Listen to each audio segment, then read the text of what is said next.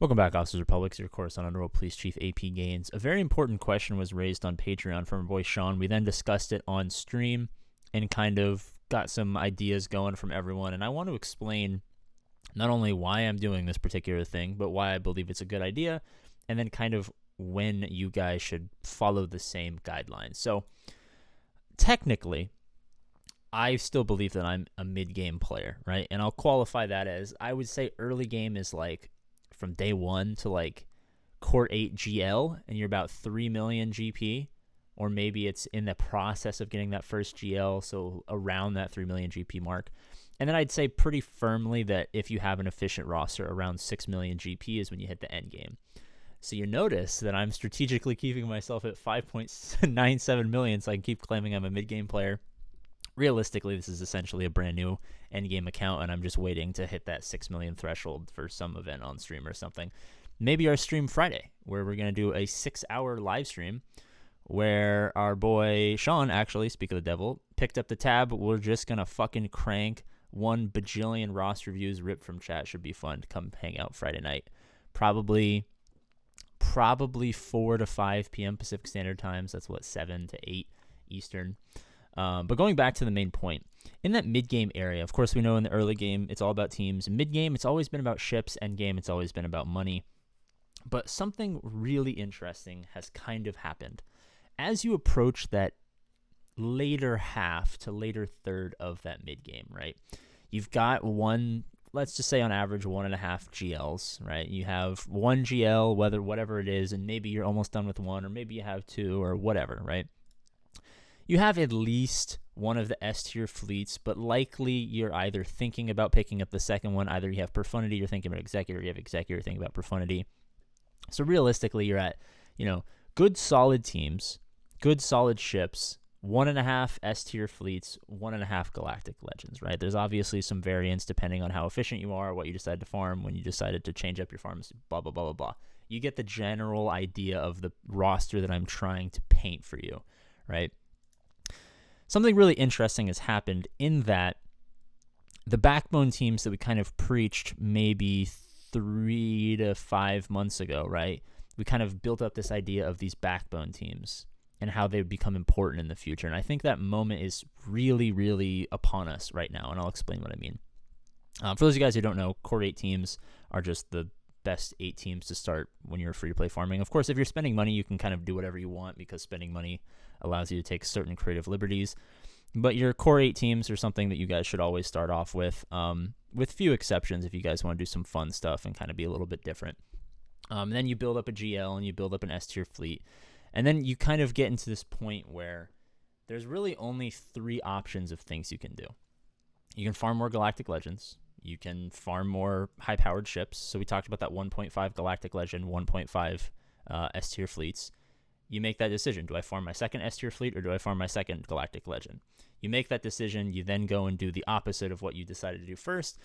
And then you're at the point where, again, you have 2 decisions. You farmed up your ships, and it's Galactic Legends or it's Backbone. And what are the Backbone teams? It's things like, your Malgus, your Maul, your Inquisitors, now your Aphra, now that she's in the game. A little bit of Jedi Knight Luke, if that's not a Galactic Legend that you already had. A little bit of the Profundity fleet, the Fat Bar fleet, and some other stuff like that, right? Essentially, it's a step above the Core 8 teams in terms of pure power. Starkiller, of course, is like the hallmark backbone team if you want to have a general idea of the power level of a backbone team. I can't believe I forgot Starkiller. He kind of kicked it all off. But these are the type of teams. They're like the step up from the core, but they're not quite Galactic Legends. Obviously, they have their trade-offs. Galactic Legends take a ridiculous amount of time to farm. Backbone teams, not so much. Galactic Legends have a ridiculous amount of power. Backbone teams, not so much.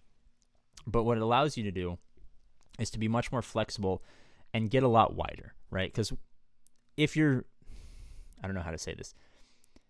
If you're a quality account, and some people are and some people aren't, and that's not really a huge deal, right? It's easy to kind of get yourself back on track. But if you're a quality account and a quality player, you're going to be matched up against a certain type of people, right? You're going to be matched up with people with a few to many more millions of GP. They're going to have more GLs, yada, yada, yada.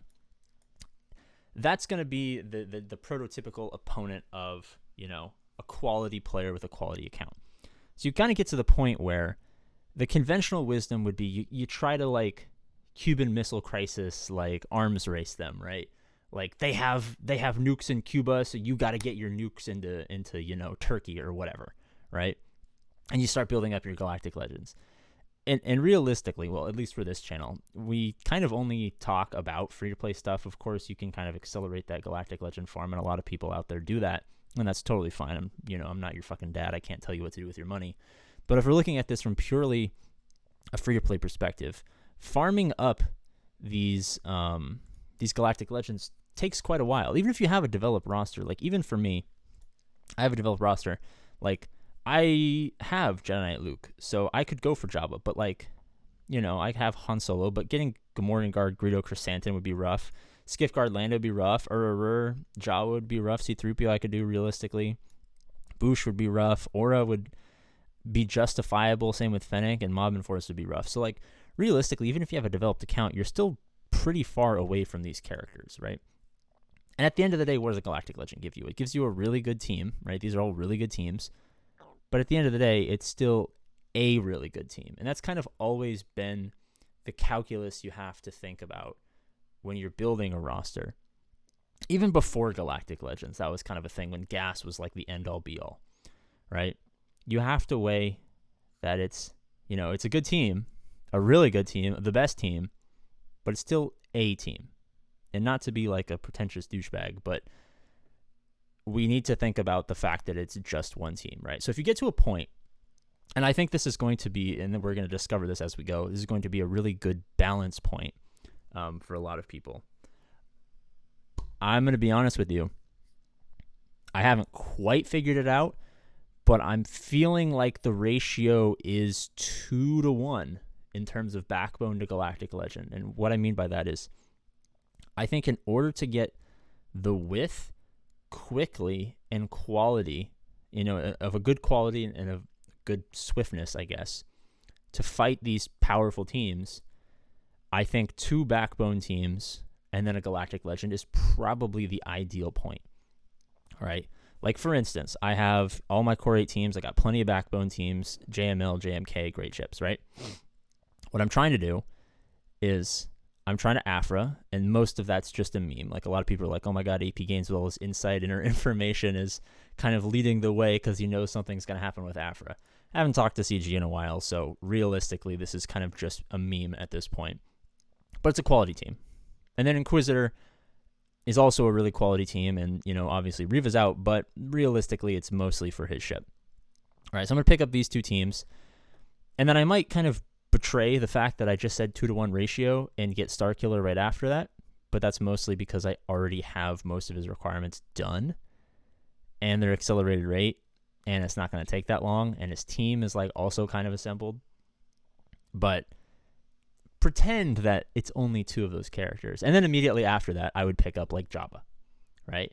And then by the time more Backbone teams are in the game, because more characters have been introduced, more Conquest characters, maybe there's a really niche trench team, for instance, that doesn't require Separatist characters that I already have. Like maybe they add a couple of new marquee Separatist characters, and then the proper trench team is like Trench, and then, like fucking Nuke Gunray, Dooku, who I should have but don't, and then, a marquee character or something like that, right? So after I pick up that Jabba, I'd hammer in that Admiral Trench as a Backbone team, and then, another Backbone team comes out like, I think Arnold had a video about like some changes to Tuskens, and maybe Boba Fett Cyanogengo, who I almost have, I think I almost have him. I think I'm like one, I'm like 1 proving grounds away from having him. Like maybe him plus the Tuskens plus another marquee Tusken with some reworks or some Omicrons or some Datacrons or whatever becomes a Backbone team, right? And then I'd power those 2,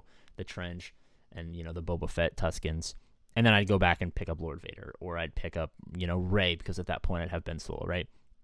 I think for those later halves, so probably like 4.5 to 6 million GP range, we have that 1.5 Galactic Legends, that 1.5 ships.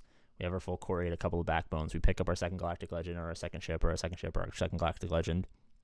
And then I really feel like the best way forward to evenly and properly build up our arms race against these more powerful accounts, I think a 2-to-1 ratio of Backbone to Galactic Legend is likely, at least right now, where I'm leaning as the best possible way to farm up these characters. So I got to go do stuff. I am sick. I don't know if you guys can hear. I have a cough drop on my mouth, so I'm sorry if I sound stupid. Like I said, Friday, we will have a great stream. I'm going to rest my voice until then. Link in the description. Join the Patreon if you want to help feed AP Gains. As always, I love you, and I will see you later.